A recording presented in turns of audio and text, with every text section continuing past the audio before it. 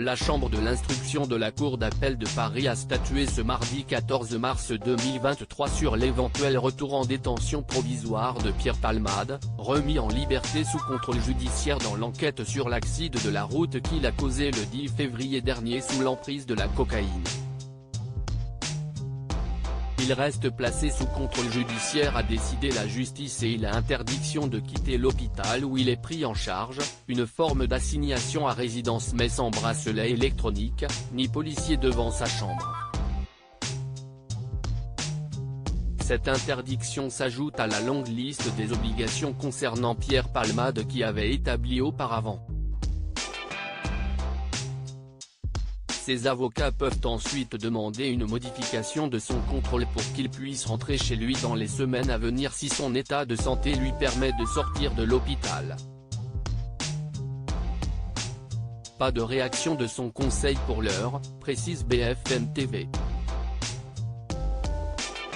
Un statut qui correspond au temps de l'enquête. Le jour où il y aura un procès, il y aura éventuellement une condamnation et ce sera alors une autre décision judiciaire. La chambre d'instruction de la Cour d'appel de Paris a retenu que l'état de santé de Pierre Palmade n'était pas incompatible avec un maintien en détention. Elle a cependant considéré que l'évolution de cet état de santé amoindrissait les risques qui avaient fondé la décision de placement en détention provisoire. Dès lors, elle a confirmé le placement sous contrôle judiciaire de Pierre Palmade, ajoutant l'interdiction de quitter l'établissement où il se trouve pris en charge, lit-on dans le communiqué de presse du parquet général de la Cour d'appel de Paris.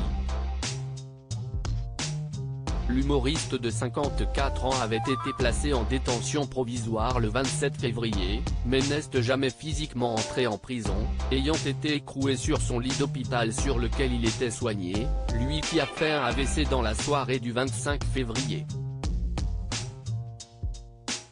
La juge d'instruction de Melun, en charge de l'enquête, a accédé il y a 8 jours à une demande de mise en liberté formulée par l'humoriste de 54 ans. Une décision dont le parquet a immédiatement fait appel. La chambre de l'instruction de la Cour d'appel de Paris, dont dépend la Seine-et-Marne, a entendu vendredi les parties et a mis sa décision en délibéré à ce mardi matin. L'état de santé de l'humoriste est au cœur du débat, si est vraisemblablement là-dessus que s'est appuyée son avocate. Sur son état de santé qui s'est, depuis le 27 février, dégradé, on sait qu'il a fait un AVC, qu'il a subi une intervention chirurgicale très récemment, a-t-on entendu sur BFM TV. Après examen, un expert médical avait estimé que le contexte pathologique justifiait la poursuite des soins à l'hôpital et que son état de santé n'était pas compatible avec une détention provisoire à court terme. 3 victimes après ce grave accident. Pierre Palmade était au volant d'une voiture avec 2 passagers à l'arrière quand il a percuté frontalement sur la voie en contresens un autre véhicule. Une violente collision qui a fait 3 blessés graves, un homme de 38 ans, son fils de 6 ans et sa belle-sœur de 27 ans, qui a perdu après la collision le bébé qu'elle attendait. Seul le père de famille reste hospitalisé, a indiqué à l'AFP Babacar Yacout. Son cousin, son fils fait des allers-retours à l'hôpital mais dort à la maison. En garde à vue, l'artiste, en proie depuis des décennies à des problèmes de toxicomanie, a reconnu avoir consommé de la cocaïne et des drogues de synthèse avant de prendre le contrôle de son automobile, selon le parquet de Melun.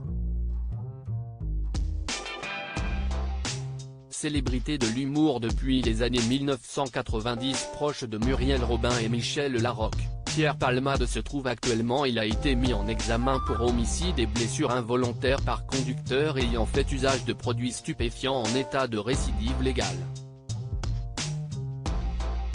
Quant aux investigations parallèles sur la détention d'images pédopornographiques, lancées après un signalement effectué auprès de la police, aucune accusation n'est à ce stade retenue contre le comédien dans ce dossier.